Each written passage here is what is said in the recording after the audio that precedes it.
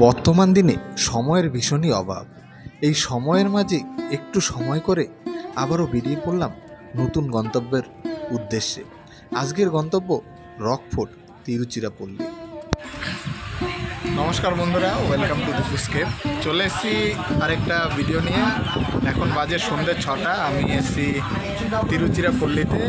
আর এর আগে তিরুচিরাপল্লী শ্রীরঙ্গম বা বৃহদর্শন টেম্পল আমাদের দেখিয়েছি। আজকে চলে যাচ্ছি রকফোর্ট, যেটা আগের বার মিস হয়ে গেছিলো। তো একটা কারণবশত আমরা তিরুচিরাপল্লীতে এসেছি, তো তার জন্য রকফোর্টটা দেখার আরেকবার সুযোগ হয়ে গেল। তো যাব রকফোর্টে। জাস্ট তিরুচিরাপল্লী থেকে একটা স্টেশন ট্রেনে যাচ্ছি, বাসেও যাওয়া যায়, কিন্তু অতিরিক্ত গরমের কারণে কিন্তু আমরা এখন ট্রেনে যাচ্ছি। তো একটা স্টেশন পরেই নেমে যাব, তারপরে চলে যাব রকফোর্ট। একটা স্টেশন পরে তিরুচিরাপল্লী জাংশনে নেমলেই তোমার সেখান থেকে জাস্ট হেঁটে 2 থেকে 3 মিনিট হচ্ছে এই রকফোর্ট। তো যাচ্ছি এই রকফোর্টে, দেখতে থাকুন পুরো ভিডিওটা। আর যদি ভালো লাগে অবশ্যই চ্যানেলটিকে সাবস্ক্রাইব করুন।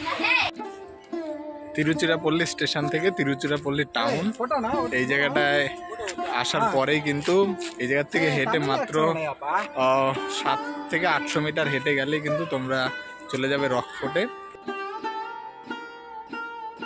আপনার রকফোর্টের জার্নির শুরুতেই প্রথমে কিন্তু এই দোকানটা পেয়ে যাবেন। এখান থেকে আপনি যদি পুজো দিতে চান তাহলে অবশ্যই ফুল বা পুজোর সামগ্রী কিনে নেবেন। বাইরে থেকে যেই পাহাড়টা দেখলে সেই পাহাড়টার কিন্তু ভেতর দিয়ে এই রাস্তাটা। তো এখন ভেতর দিয়ে যাচ্ছি। আমি প্রথমে ভেবেছিলাম যে উপর দিয়ে হবে, কিন্তু উপর দিয়ে কিন্তু না, একদম ভেতর দিয়ে রাস্তা। তো বেশ ইন্টারেস্টিং ব্যাপারটা। আর সাথে এটাও বলে রাখি যে এটা কিন্তু 400টা সিঁড়ি আছে, অর্থাৎ তোমরা সকলেই চেন্নাই এক্সপ্রেস যে মুভিটা দেখেছো সেটার মধ্যে কিন্তু 400টা সিঁড়ি ছিল। তো অনেকটা সেই রকম, কিন্তু এইটা কিন্তু একদম পাহাড়ের এত বড় একটা পাহাড়, যার ভেতর দিয়ে রাস্তা এবং সাথে সিঁড়ি করা, এবং সাথে মাঝে মাঝে কিন্তু ভেতরেই কিন্তু পুরো মন্দির করা। তো একটা বিরাট আশ্চর্যের ব্যাপার। তো দেখাচ্ছি সব কিছু, দেখতে থাকো পুরো ভিডিওটা।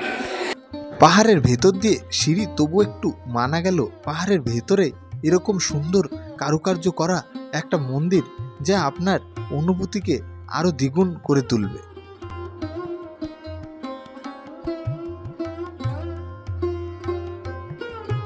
আমার চারিদিকে যে জায়গাটা দেখছো সেটা কিন্তু একদম পাহাড়ের ভেতরে, পাহাড় কেটে তারপরে বানানো হয়েছে। তো বুঝতেই পারছো এত বড় একটা পাহাড়ের পুরো ভেতরটা কিন্তু একদম ফাঁপা, আর ভেতরে এরকম নানান ডিজাইন করার সাথে এই সিঁড়িগুলো আছে, যেটা দিয়ে আমরা একটু একটু করে উপরে উঠছি।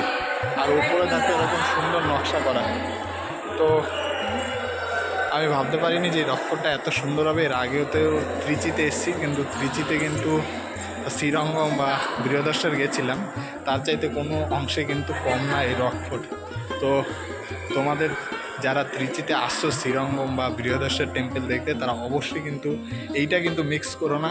এটা কিন্তু একদম মাস্ট তোমার ভিজিটের মধ্যে এটা রেখো। আশা রাখি খুব ভালো লাগবে।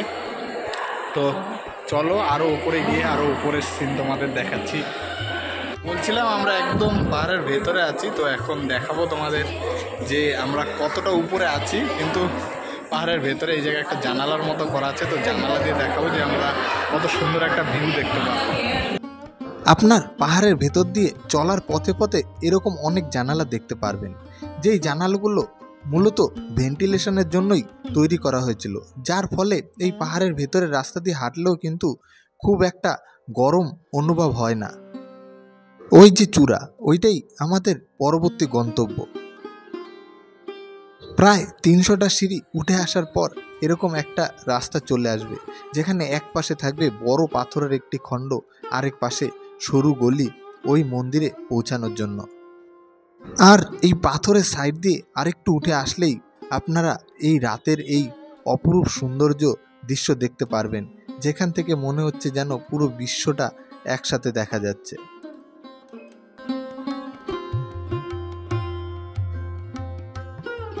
এখন লাস্ট যে মন্দিরটা আছে গণেশ মন্দির, সেই মন্দিরে যাচ্ছি। তো এই জায়গায় কিন্তু ভীষণ হাওয়া চলছে, আর চারিদিকটা কিন্তু একদম পেছনে দেখতে পাচ্ছেন পুরো টাউনটা দেখা যাচ্ছে। আমার পেছনে আমার বন্ধু আছে দুজন, হচ্ছে Mahesh and Biswanath, my two friends. So পেছনে পুরো দেখতে পাচ্ছ যে আমার আপনার সামনে অজস্র লোক, আর ওই পিছনে একদম মন্দিরটা। কত দূর আমরা হেঁটে হেঁটে যাব, তো দেখতে থাকো। দেখাবো ওই গণেশ মন্দিরটা একদম উপরে, এটার ভেতর দিয়ে কিন্তু আমরা হেঁটে হেঁটে আসলাম। পেছনে ভিউটা দেখো, আমার কিন্তু এই মন্দিরটা ভীষণ ভালো লেগেছে। আমি এর আগে বীরদর্শন বা শ্রীরকমে এসেছিলাম, আমার কিন্তু অতটা ভালো লাগেনি এই রকফোর্টটা যতটা ভালো লেগেছে, কারণ এর পাহাড়ের ভেতর দিয়ে আসার যে ফিলিংসটা সেইটা, সাথে দুটো টেম্পেল, একটা ওই পাশে আছে তোমার শিবের টেম্পেল, আর এখন হচ্ছে গণেশ টেম্পেল। তো মেনলি গণেশ টেম্পেলের এই পাশটাই কিন্তু বেশি ভালো। তো এক সাইডটা দেখো শুধু পুরো টাউন, আর আমরা টাউনের মাঝে একটা পাহাড়, সেই পাহাড়ে উঠছি।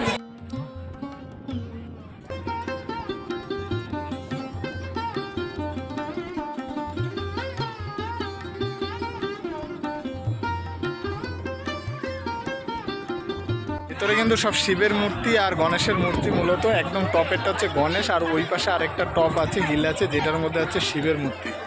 তো এই ছিল রকফোর্টের ভিডিও। যদি ভিডিওটা ভালো লাগে অবশ্যই চ্যানেলটিকে সাবস্ক্রাইব করবেন, আর দেখা হবে অন্য ভিডিওতে। ধন্যবাদ, নমস্কার।